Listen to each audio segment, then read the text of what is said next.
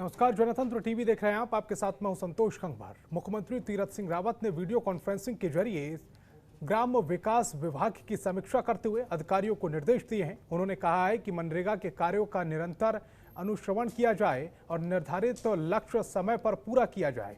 साथ ही बोले कि बंजर भूमि को आबाद करने के लिए मनरेगा के अंतर्गत रोजगार कार्यक्रम शुरू किया जाए। इसके साथ ही प्रधानमंत्री ग्रामीण सड़क योजना का भी नियमित समीक्षा की जाए।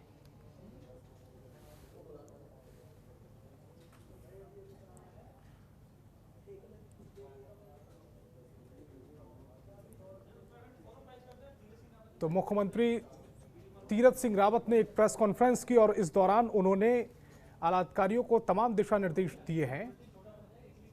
वीडियो कॉन्फ्रेंसिंग के जरिए ग्राम विकास विभाग की समीक्षा बैठक करते हुए अधिकारियों को निर्देश दिए हैं। उन्होंने कहा है कि मनरेगा के कार्यों का निरंतर अनुश्रवण किया जाए और निर्धारित लक्ष्य पूरा किया जाए। साथ ही बोले कि बंजर भूमि को आबाद करने के लिए मनरेगा के अंतर्गत रोजगार कार्यक्रम की शुरुआत की जाए।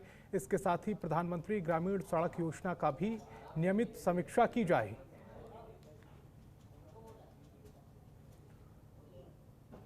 तो कोरोना पॉजिटिव होने के बावजूद तीरथ सिंह रावत, जो कि नए मुख्यमंत्री हैं उत्तराखंड के, वो लगातार काम कर रहे हैं। मुख्यमंत्री तीरथ सिंह रावत ने वीडियो कॉन्फ्रेंसिंग के जरिए ग्राम विकास विभाग की समीक्षा बैठक करते हुए अधिकारियों को निर्देश दिए।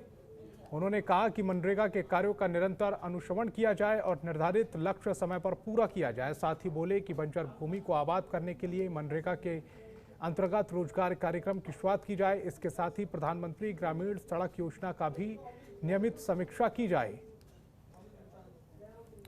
तो CM Tirath Singh Rawat corona positive हैं और ऐसे में होम आइसोलेशन में होने के बावजूद वो अकेले बैठे नजर आए और वीडियो कॉन्फ्रेंसिंग के जरिए अधिकारियों को दिशा निर्देश देते हुए नजर आए। उन्होंने कहा है कि कोई भी काम रुकना नहीं चाहिए।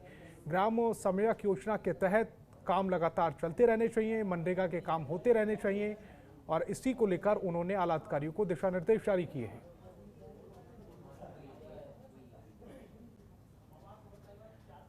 इन तस्वीरों में आप देख सकते हैं कि एक तरफ एक कमरे में सीएम तीरथ सिंह रावत अकेले बैठे हुए हैं और बाकी जिस मीटिंग को वो संबोधित कर रहे हैं, वीडियो कॉन्फ्रेंसिंग के जरिए जिन अधिकारियों को वो संबोधित कर रहे हैं, वो सभी एक कक्ष में नजर आ रहे हैं। अवनीश, हमारे संवाददाता ज्यादा जानकारी के साथ फोन लाइन पर जुड़ गए हैं। अवनीश, ये पूरा मामला क्या है? सीएम तीरथ सिंह रावत ने क्या कुछ दिशा निर्देश दिए हैं आला अधिकारियों को?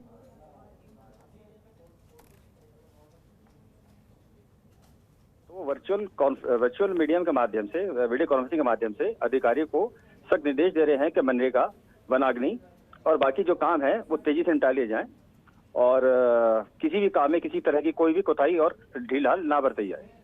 अवनीश, बड़ी बात यह है कि सीएम कोरोना पॉजिटिव हैं और एक आइसोलेशन वार्ड में वो अपने आप को आइसोलेट किए हुए हैं। उसके बावजूद वो तमाम प्रदेश के विकास कार्यों की समीक्षा कर रहे हैं। बिल्कुल ठीक। माननीय मुख्यमंत्री जी एक मैसेज ये दे रहे हैं, बिल्कुल क्लियर कट मैसेज है कि कोरोना से काम नहीं रुकेगा। कोरोना से आइसोलेशन में आप हो सकते हैं ताकि आप आपके संपर्क में ना आ पाए, जिससे किसी और को कोरोना की बीमारी ना फैले, मगर इससे काम की स्पीड नहीं रुकनी चाहिए। काम अपने सुचारू रूप से करते रहना चाहिए, क्योंकि उनके पास बहुत कम समय है और कम समय है वो ज्यादा काम उनको करना है, इसीलिए वो कोरोना पॉजिटिव होने के बाद भी सारे काम कर रहे हैं।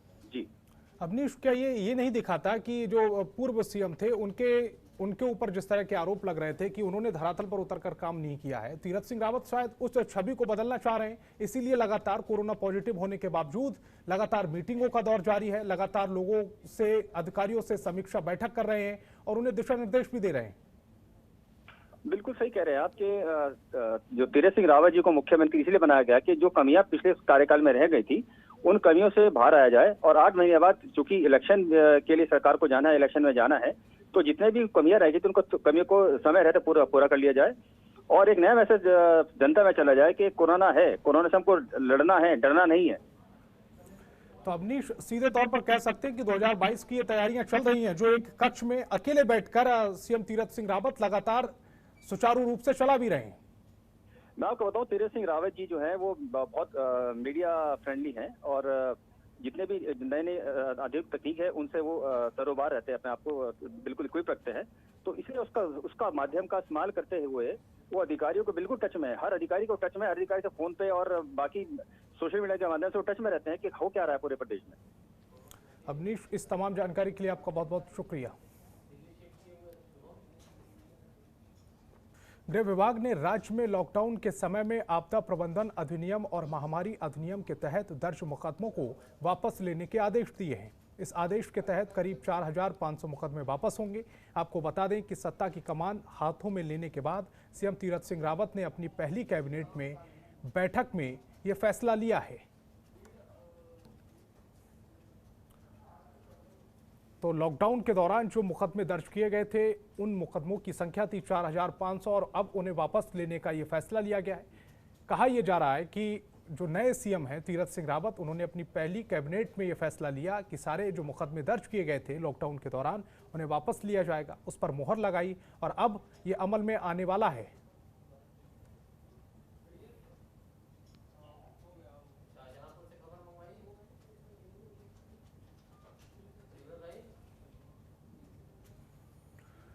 उत्तराखंड में सल्ट विधानसभा के मतदाता ग्लव्स पहनकर वोटिंग करेंगे। पहली बार ऐसा होगा कि चुनाव में मतदाताओं को वोटिंग और रजिस्टर पर हस्ताक्षर करने से पहले हाथों में दस्ताने पहनने होंगे। निर्वाचन आयोग के यह प्रावधान कोविड-19 महामारी के संक्रमण से रोकथाम करने के उद्देश्य से किया जा रहा है। विधायक सुरेंद्र सिंह जीना के अचानक हुए निधन से खाली हुई सल्ट विधानसभा के उपचुनाव के लिए 17 अप्रैल को वोट डाले जाएंगे। चुनाव के लिए नामांकन भरने की प्रक्रिया आरंभ हो चुकी है और 30 मार्च तक चलेगी। 31 मार्च को नामांकन पत्रों की जांच होगी और 3 अप्रैल तक नाम वापस लिए जा सकेंगे। यह उपचुनाव ऐसे समय में हो रहा है जब एक बार फिर से कोविड-19 महामारी के संक्रमण का फैलाव का खतरा लगातार बढ़ता जा रहा है। यही वजह है कि निर्वाचन आयोग उपचुनाव के दौरान कोविड-19 महामारी रोकथाम की मानक प्रचालन प्रक्रिया की कड़ाई से लागू कर रहा है। सहायक निर्वाचन अधिकारी मस्तुदास ने कहा है कि जिन बूथों में 1000 से अधिक मतदाता हैं उन्हें 2 बूथों में बदल दिया जाएगा। सल्ट विधानसभा में 1000 मतदाता वाले 15 बूथ हैं।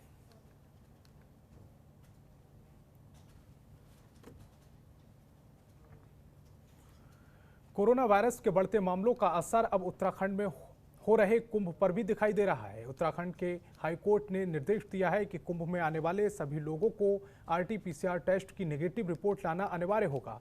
हाईकोर्ट ने मुख्यमंत्री तीरथ सिंह रावत के उस फैसले की निंदा की है जिसमें उन्होंने बिना टेस्ट ही कुंभ में आने की इजाज़त दी थी। कुंभ मेले को लेकर एक जनहित याचिका की सुनवाई करते हुए हाईकोर्ट ने निर्देश दिया है कि केंद्र और राज्य सरकार द्वारा जारी गाइडलाइंस को सख्ती से पालन किया जाए। साथ ही हाईकोर्ट ने कहा है कि जिन लोगों को वैक्सीन लग चुकी है अगर वो अपना सर्टिफिकेट दिखाते हैं तो उन्हें छूट मिल सकती है, लेकिन बाकी लोग कोरोना टेस्ट कराकर ही आएँ और रिपोर्ट नेगेटिव होने पर ही आएँ। आपको बता दें कि उत्तराखंड में इसी महीने कुंभ मेला होना है।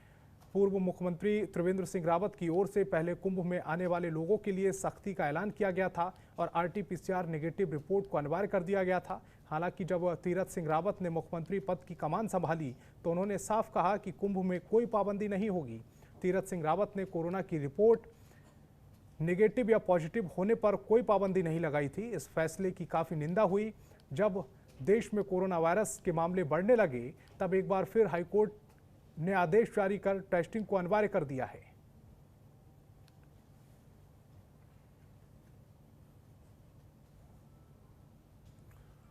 पौड़ी की कंडोलिया मैदान में नगर पालिका की ओर से पौड़ी ट्रेल फेयर का शुभारंभ किया गया। इस दौरान नगर पालिका के अध्यक्ष यशपाल बेनाम ने कहा है कि पौड़ी में हर साल ट्रेड फेयर का आयोजन होता है, लेकिन कोविड-19 के चलते पिछले साल ट्रेड फेयर मेले का आयोजन नहीं हुआ था। लेकिन जब देश की स्थितियां सामान्य हैं, लोग कोविड-19 के नियमों का पालन कर रहे हैं, जिसको देखते हुए अब कंडोलिया मैदान में पौड़ी ट्रेड फेयर का शुभारंभ होने जा रहा है, जिसमें बच्चों के मनोरंजन के लिए स्विमिंग पूल, कोलंबस ट्रेन झूले आदि लगाए जाएंगे। साथ ही कहा है कि खरीदारी के लिए कई प्रदेश से व्यापारी यहां पहुंच रहे हैं।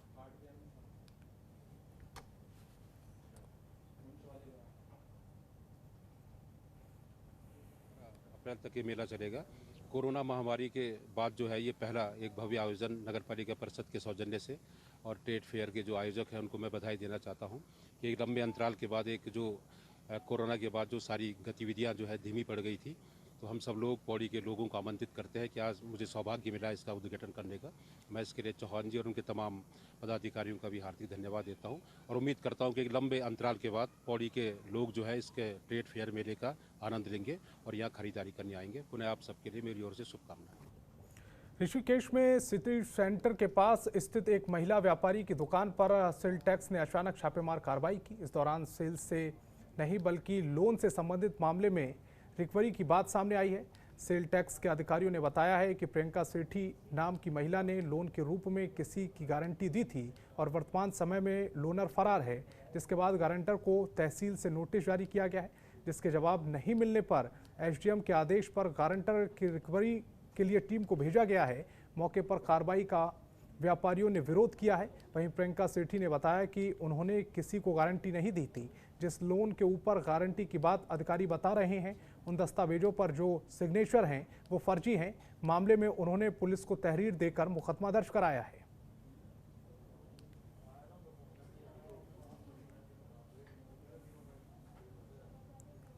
गारंटर हैं, इसे ही वसूला जा रहा है ये पैसा 1.5 लाख रुपए जो है ये गारंटर के तौर पर इनसे वसूला जा रहा है। आपके आदेश पर इन पर कार्रवाई की जाएगी। सील की जो कार्रवाई हो रही है उनके कारण उन्हीं के आदेश पर होती है। सर क्या मामला था? गारंटर हैं ये, सेल टैक्स में गारंटर है, ये मामला यही है। कितने रुपए की रकम है लगभग? रकम तो 15 लाख की है, लेकिन ये गारंटी के जो उनके गारंटर की है 1.5 लाख रुपए इनकी रकम है। आदेश किसने जारी किया? ये आदेश उनके आदेश में है कि इनसे वसूला जाए। कौन अधिकारी का आदेश है इसमें? ये एसडीएम साहब के आदेश है। खबरों के निष्पक्ष विश्लेषण के लिए सब्सक्राइब करें Jantantra TV and press the bell icon. Never miss any update.